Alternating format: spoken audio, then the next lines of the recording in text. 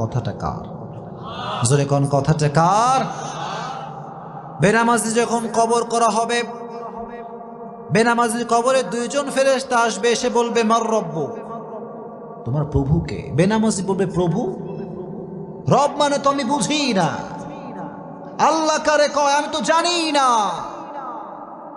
কারণ আজীবন সে রবের সামনে সিজদা করে নাই, চিল্লা এখন ঠিক কিনা?